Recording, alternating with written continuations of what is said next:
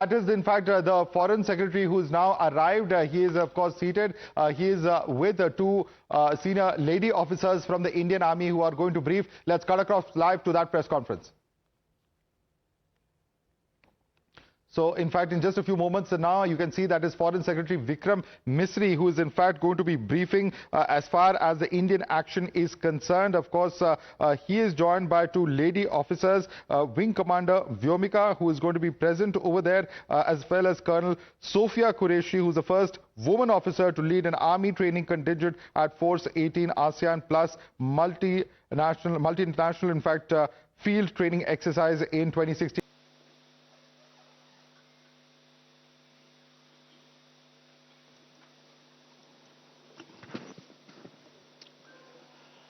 नमस्कार।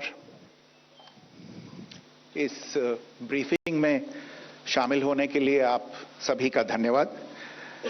जैसा कि आप सभी जानते हैं, 22 अप्रैल 2025 को लश्कर तैयबा से संबंधित पाकिस्तानी और पाकिस्तान प्रशिक्षित आतंकवादियों ने भारत में जम्मू और कश्मीर के पहलगाम में भारतीय पर्यटकों पर बर्बरतापूर्ण हमला किया।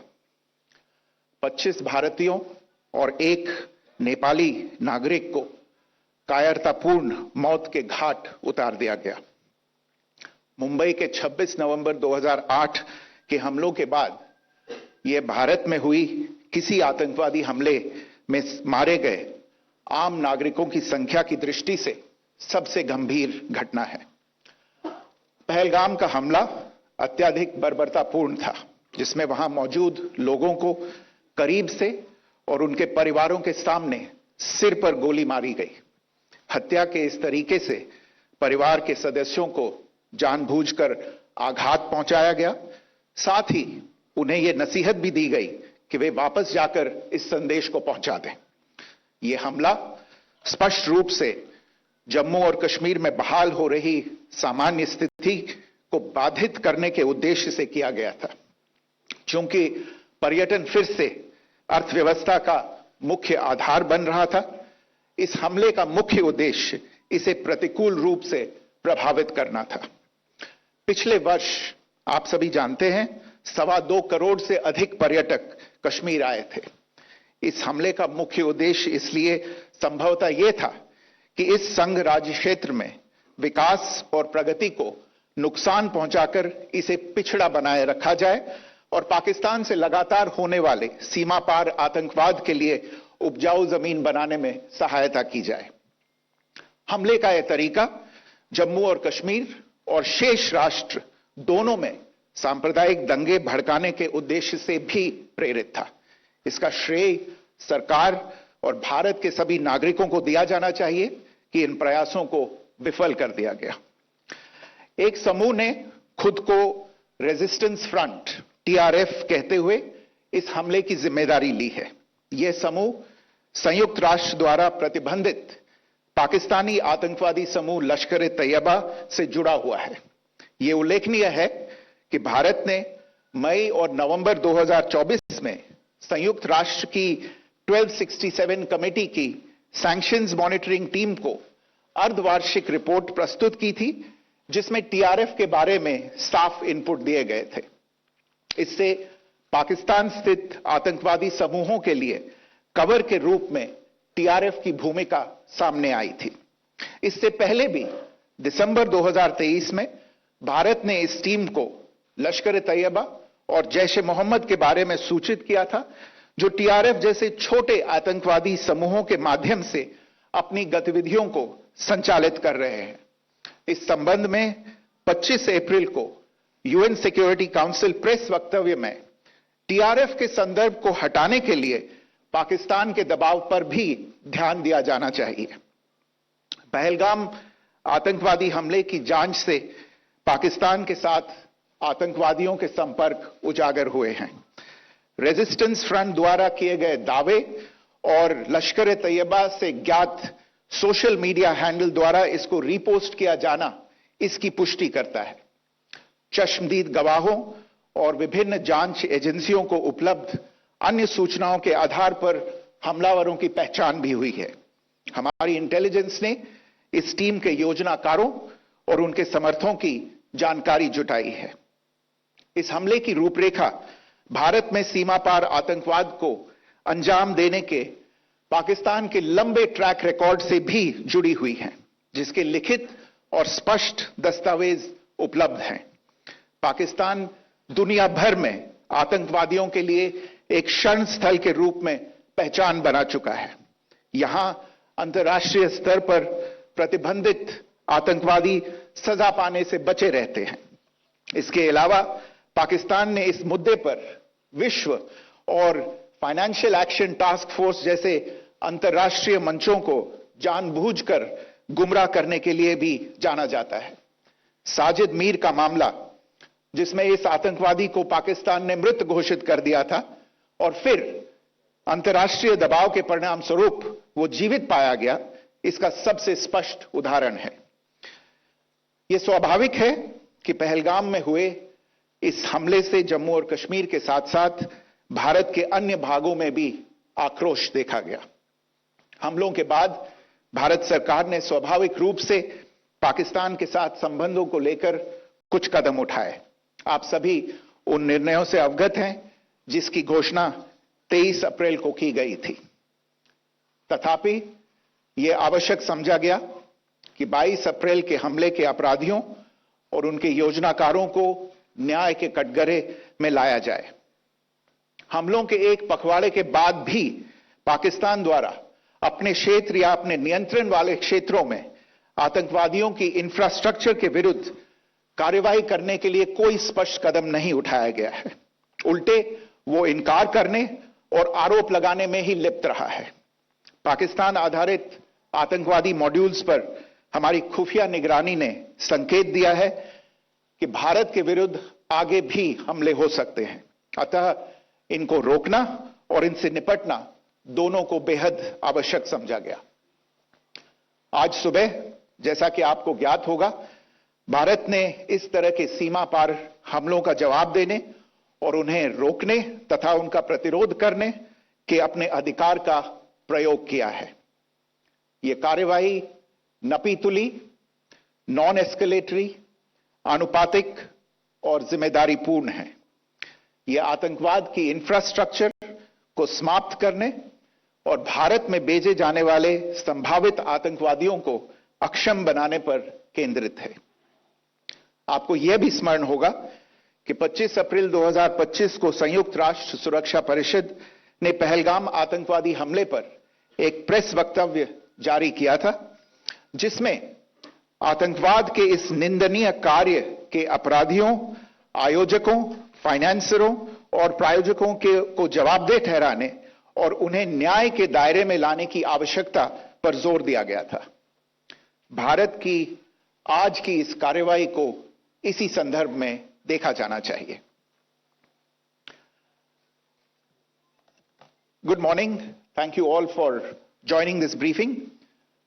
As you are all aware, on April 22, 2025, Pakistani and Pakistan-trained terrorists belonging to the Lashkar-e-Taiba carried out a savage attack on Indian tourists at Pahalgam in Jammu and Kashmir in India.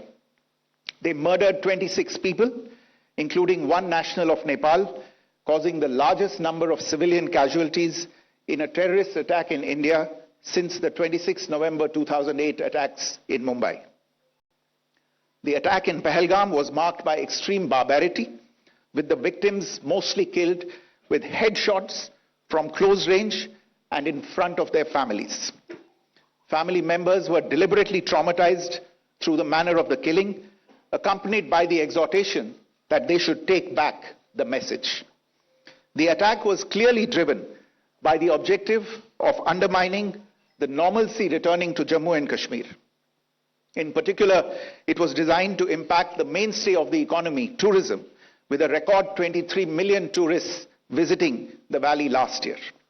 The calculation presumably was that harming growth and development in the Union territory would help keep it backward and create fertile ground for continued cross-border terrorism from Pakistan. The manner of the attack was also driven by an objective of provoking communal discord, both in Jammu and Kashmir and the rest of the nation. It is to the credit of the government and the people of India that these designs were foiled. A group calling itself the Resistance Front has claimed responsibility for the attack.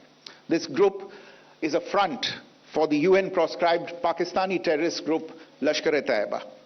It is notable that India had given inputs about the TRF in the half-yearly report to the monitoring team of the UN's 1267 Sanctions Committee in May and November 2024, bringing out its role as a cover for Pakistan-based terrorist groups. Earlier too, in December 2023, India had informed the monitoring team about Lashkar and Jaish-e-Mohammed operating through small terror groups such as the TRF. Pakistan's pressure to remove references to TRF in the April 25 UN Security Council press statement is notable in this regard. Investigations into the Pahalgam terror attack have brought out the communication notes of terrorists in and to Pakistan. The claims made by the Resistance Front and their reposting by known social media handles of the Lashkar-e-Taiba speak for themselves. Identification of the attackers based on eyewitness accounts as well as other information available to law enforcement agencies has also progressed. Our intelligence has developed an accurate picture of the planners and backers of this team. The features of this attack also tie in with Pakistan's long track record of perpetrating cross-border terrorism in India, which is well documented and beyond question. Pakistan also has a well-deserved reputation as a haven for terrorists from around the world, with internationally proscribed terrorists enjoying impunity there. In addition, Pakistan has been known to willfully mislead the world and international forums, such as the Financial Action Task Force, on this issue. The Sajid Mir case, in which this terrorist was declared dead and then, in response to international pressure, brought back to life, found alive and arrested, is the most glaring example. The latest attack in Pahalgam has understandably generated deep anger in Jammu and Kashmir and in other parts of India. Following the attacks, the government of India naturally responded with a set of initial measures relating to our engagement with Pakistan. You're all aware of the decisions that were announced on the 23rd of April. However, it was deemed essential that the perpetrators and planners of the 22nd April attack be brought to justice. Despite a fortnight having passed since the attacks, there has been no demonstrable step from Pakistan to take action against the terrorist infrastructure on its territory or on territory under its control. Instead, all it has indulged in are denials and allegations. Our intelligence monitoring of Pakistan-based terrorist modules indicated that further attacks against India were impending. There was thus a compulsion both to deter and to preempt. Earlier this morning, as you would be aware, India exercised its right to respond and preempt as well as deter more such cross-border attacks. These actions were measured, non-escalatory, proportionate, and responsible. They focused on dismantling the terrorist infrastructure and disabling terrorists likely to be sent across to India. You would also recall that the Security Council on 25th April 2025 had issued a press statement on the Pahalgam terror attack, underlining, and I quote, the need to hold perpetrators, organizers, financiers, and sponsors of this reprehensible act of terrorism accountable and bring them to justice, unquote. India's latest actions should be seen in this context. Joining me for this briefing on our actions earlier this morning are Colonel Sophia Qureshi and Wing Commander Vyomika Singh. I will request them to share some details regarding Operation Sindoor with all of you.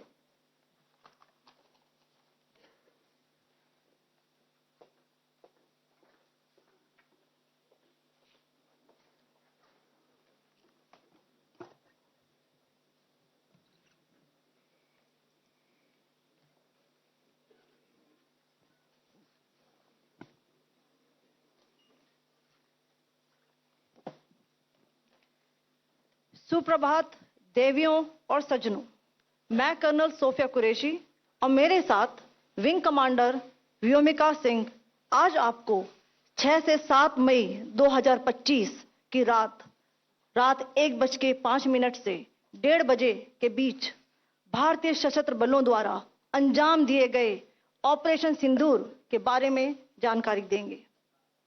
Operation सिंदूर 22 अप्रैल को पहलगाम में हुए विभत्स आतंकवादी हमले के शिकार मासूम नागरिकों व उनके परिवारों को न्याय देने के लिए लॉन्च किया गया था। इस कार्रवाई में 9 टेररिस्ट कैंप्स को टारगेट किया गया और पूरी तरह से इसे बर्बाद किया गया। पाकिस्तान में पिछले 3 दशकों से टेरर इंफ्रास्ट्रक्चर का निर्माण हो रहा है। इसमें recruitment, indoctrination centres, training areas व लॉन्च पैड शामिल थे, जो पाकिस्तान और पाक अधिकृत जम्मू कश्मीर POJK दोनों में फैले हैं। Operation Sindoor was launched by Indian Armed Forces to deliver justice to the victims of Pahalgam terror attack and their families. 9 terrorist camps were targeted and successfully destroyed. Over the last 3 decades, Pakistan has systematically built terror infrastructure. It is a complex web of recruitment and indoctrination centers, training areas for initial and refresher courses, and launch pads for handlers. These camps are located both in Pakistan as well as Pakistan-occupied Jammu and Kashmir areas. Some of the well-known training camps are located, as you can see on the screen. They are distributed from Savai Nala in the north, counting to approximately 21, ending at Bhagalpur to the south. इन लक्ष्यों का चयन विश्वसनीय intelligence सूचनाओं के आधार पर हुआ ताकि आतंक गतिविधियों की रीढ़ तोड़ी जा सके, और यह खास ध्यान दिया गया कि निर्दोष नागरिकों और सिविलियन इंस्टॉलेशन को नुकसान न पहुंचे। The selection of these targets for Operation Sindoor was based on credible intelligence inputs and role of these facilities in perpetrating the terror activities. The locations were so selected to avoid damage to civilian infrastructures and loss of any civilian lives. This was done with due diligence, and the camps selected for targeting and their engagement will now be shown to you one by one. POJK के target आपको बताना चाहूंगी। सबसे पहले सवाई नाला camp Muzaffarabad, जो कि POJK के लाइन ऑफ कंट्रोल से 30 किलोमीटर दूर है। यह एक लश्कर ए तौयबा का ट्रेनिंग सेंटर था। 20 अक्टूबर 2024 सोनमर्ग, 24 अक्टूबर 24 गुलमर्ग, 22 अप्रैल 2025 पहलगाम, इन हमलों के आतंकियों ने यहीं से प्रशिक्षण लिया था। सैयदना बिलाल कैंप मुजफ्फराबाद, यह एक जैश ए मोहम्मद का स्टेजिंग एरिया है। यह हथियार, विस्फोटक और जंगल सर्वाइवल ट्रेनिंग का केंद्र भी था। गुलपुर कैंप कोटली, यह LOC से 30 किलोमीटर दूर था। लश्कर ए तौयबा का बेस था, जो रजौरी, पुंछ में सक्रिय था। 20 अप्रैल 2023 को पुंछ में और 9 जून 2024 को तीर्थ यात्रियों के बस हमले में यहीं से आतंकी को ट्रेन किया गया था।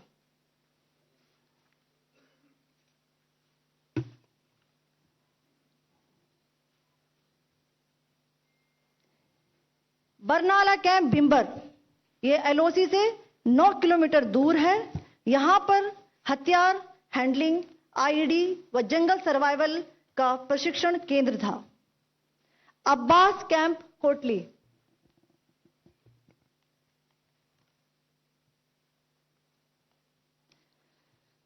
यह LOC से 13 किलोमीटर दूर है।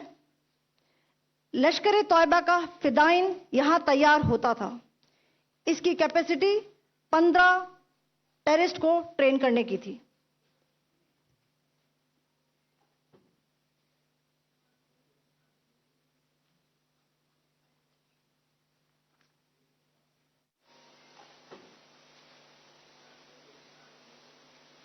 सर्किट से अवगत कराना चाहूंगी। पहला, सर्जल कैंप सियालकोट।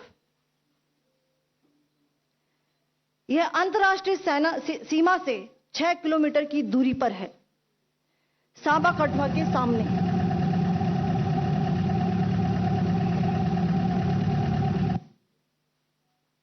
मार्च 2025 में जम्मू एंड कश्मीर पुलिस के 4 जवानों की जो हत्या की गई थी, उन आतंकवादियों को इसी जगह पर ट्रेन किया गया था। दूसरा, महमूना जाया कैंप सियालकोट। यह 18 से 12 किलोमीटर आईबी से दूर था। हिजबुल मुजाहिदीन का बहुत बड़ा कैंप था। यह कठुआ जम्मू क्षेत्र में आतंक फैलाने का नियंत्रण केंद्र था। पठानकोट एयरफोर्स बेस पर किया गया हमला भी इसी कैंप से प्लान और डायरेक्ट किया गया था। मरकज ताइबा मुरीद के, यह आईबी से 18 से 25 किलोमीटर दूरी पर है। 2008 के मुंबई हमले के आतंकी भी यहीं से प्रशिक्षित हुए थे। अजमल कसब व डेविड हेडली भी यहां ट्रेन हुए थे।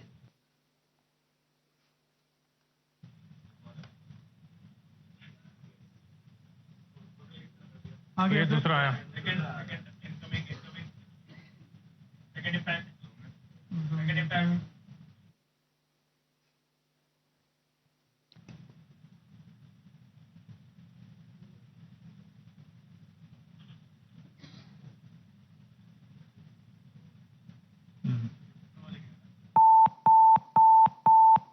टारगेट 10 हुआ है सर अभी। टारगेट 10 हुआ, एंक्लोजर सेम ही है। 7 it is hit the target. हाँ हाँ।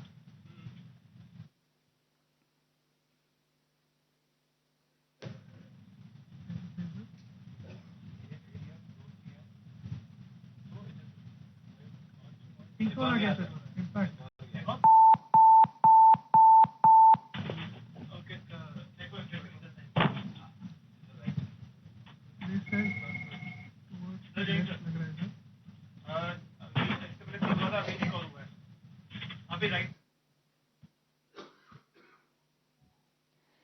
मरकज सुभान अल्लाह भावलपुर, ये इंटरनेशनल बाउंड्री से 100 किलोमीटर दूर है। जैश ए मोहम्मद का मुख्यालय था।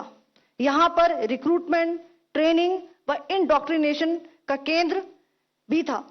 शीर्ष आतंकी अक्सर यहां आते थे। मैं आप सबको बताना चाहती हूं कि किसी भी सैन्य ठिकाने का निशाना नहीं बनाया गया और अभी तक किसी तरह की नागरिक क्षति की रिपोर्ट नहीं है। धन्यवाद। जय Hind. The strike on the terror camps were undertaken through precision capability, as shown to you. A niche technology weapons with careful selection of warheads was ensured so that there will be no collateral damage. The point of impact in each of the target was a specific building or a group of buildings. All the targets were neutralized with clinical efficiency, and the results reiterate the professionalism of the Indian Armed Forces in the planning and execution of their operations. No military establishments were targeted. India has demonstrated considerable restraint in its response. However, it must be said that the Indian Armed Forces are fully prepared to respond to Pakistani misadventures, if any, that will escalate the situation. Jai Hind, and thank you very much. Ladies and gentlemen, friends in the media, I ask your indulgence today in view of the fact that this is still an evolving situation. We will therefore not be able to take questions and answers today, but we will come back for more updates and more briefings shortly. Thank you all very much for joining us this morning.